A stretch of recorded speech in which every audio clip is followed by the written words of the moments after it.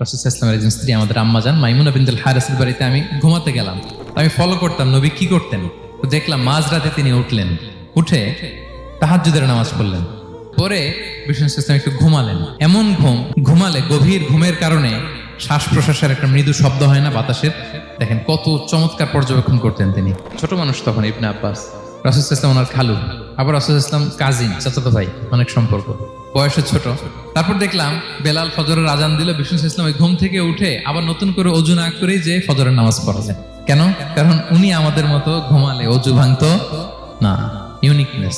বিষ্ণু সাল্লাল্লাহু আলাইহি ওয়াসাল্লামের আরেকটা ইউনিক ফিচার হচ্ছে তিনি যখন নামাজে দাঁড়াতেন তিনি সামনে যেমনি দেখতে পেতেন পিছনেও তেমনি দেখতে পেতেন। তো তিনি সাহাবাদেরকে প্রায় বলতেন, এই কাতার সোজা করো, কারণ ইন্নী লা আরাকুম ওয়ারাআ যাহরি, আমি সামনে যেমনি দেখি পেছনেও কিন্তু দেখি। Unique feature of prophet Muhammad সাল্লাল্লাহু আলাইহি ওয়াসাল্লাম। উনি ঘুমালে অজু ভাঙতো না।